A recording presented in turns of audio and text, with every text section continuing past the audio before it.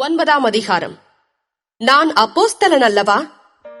நான் சுயாதீனன் அல்லவா? நம்முடைய கர்த்தராகிய இயேசு கிறிஸ்துவை நான் தரிசிக்கவில்லையா? கர்த்தருக்குள் நீங்கள் என் கிரியையா இருக்கிறீர்கள் அல்லவா? நான் மற்றவர்களுக்கு அப்போஸ்தலனாயிராவிட்டாலும் உங்களுக்கல்லவோ அப்போஸ்தலனாயிருக்கிறேன். கர்த்தருக்குள் நீங்கள் என் அப்போஸ்தல ஊழியத்திற்கு முத்திரையாயிருக்கிறீர்களே.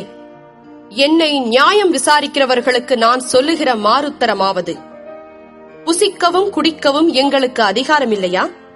மற்ற அப்போஸ்தலரும் கர்த்தருடைய சகோதரரும் கேபாவும் செய்கிறது போல மனைவி ஆகிய ஒரு சகோதரியை கூட்டிக் கொண்டு திரிய எங்களுக்கும் அதிகாரம் இல்லையா? அல்லது கைத்தொழில் செய்யாதிருக்கிறதற்கு எனக்கும் பர்னபாவுக்கும் மாத்திரந்தானா அதிகாரம் இல்லை? எவன் தன் சொந்த பணத்தை செலவழித்து தண்டிலே சேவகம் பண்ணுவான்? எவன் திராட்சத் தோட்டத்தை உண்டாக்கி அதன் கனியில் புசியாதிருப்பான்? எவன் மந்தையை மேய்த்து அதன் பாலை சாப்பிடாதிருப்பான்? இவைகளை மனுஷர் வழக்கத்தின்படி சொல்லுகிறேனோ? நியாயப்பிரமாணமும் இவைகளை சொல்லுகிறதில்லையா? போரடிக்கிற மாட்டை வாய் கட்டாயாக என்று மோசேயின் பிரமாணத்திலே எழுதியிருக்கிறதே. தேவன் மாடுகளுக்காகவே கவலையாயிருக்கிறாரோ? நமக்காகத்தான் இதை சொல்லுகிறாரோ? உழுகிறவன் நம்பிக்கையோடே உழவும், போரடிக்கிறவன் தான் நம்புகிறதில் பங்கடைவேன் என்கிற நம்பிக்கையோடே போரடிக்கவும் வேண்டியதே. ஆகையால் அது நமக்காகவே எழுதியிருக்கிறது. நாங்கள் உங்களுக்கு ஞான நன்மைகளை விதைத்திருக்க உங்கள் சரீர நன்மைகளை அறுத்தால் அது பெரிய காரியமா? மற்றவர்கள் உங்களிடத்திலே இந்த அதிகாரத்தை செலுத்தினால் அவர்களிலும் நாங்கள் அதிகமாய் செலுத்தலாம் அல்லவா?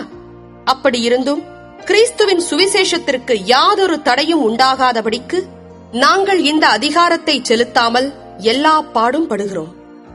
ஆசாரிய ஊழியம் செய்கிறவர்கள் தேவாலயத்திற்குரியவைகளில் புசிக்கிறார்கள் என்றும், பலிபீடத்தை அடுத்து பணிவிடை செய்கிறவர்களுக்கு பலிபீடத்தில் உள்ளவைகளில் பங்கு உண்டென்றும் அறியீர்களா?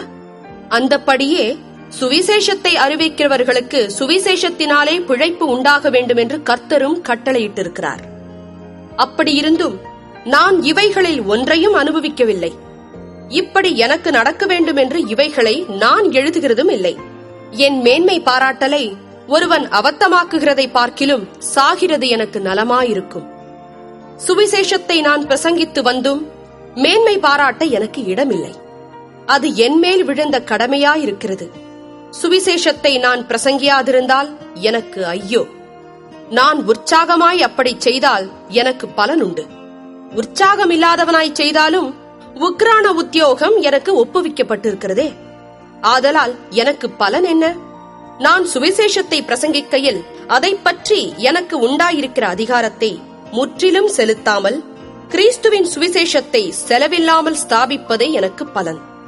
நான் ஒருவருக்கும் அடிமைப்படாதவனாயிருந்தும் நான் அதிக ஜனங்களை ஆதாயப்படுத்திக் கொள்ளும்படிக்கு என்னைத்தானே எல்லாருக்கும் அடிமையாக்கினேன்.